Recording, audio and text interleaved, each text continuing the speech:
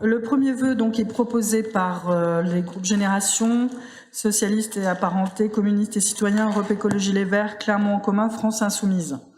Depuis quelques semaines, la préfecture du Puy-de-Dôme semble déterminée à accélérer les procédures d'expulsion à la compte de plusieurs familles.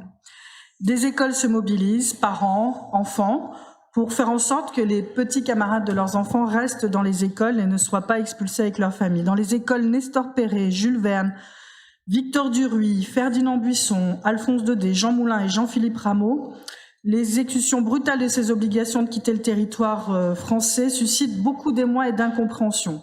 À titre personnel, depuis que je suis adjointe au maire à l'éducation, c'est la première fois que je vois en simultané autant de procédures dans les écoles et autant de mouvements dans les écoles clermontoises.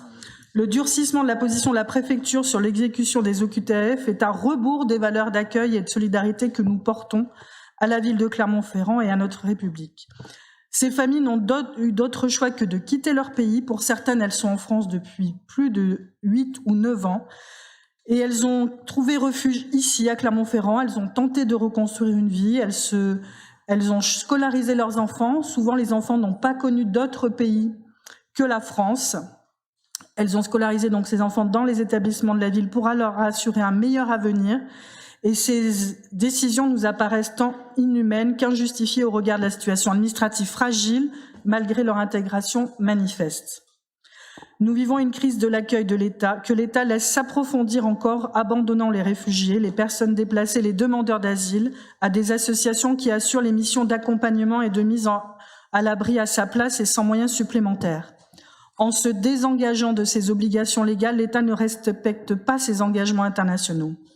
Aussi, dans un contexte de poussée de l'extrême droite, en France, céder aux sirènes d'une politique d'asile et d'immigration toujours plus ferme est particulièrement dangereux et n'a pour conséquence que de nourrir des discours nauséabonds.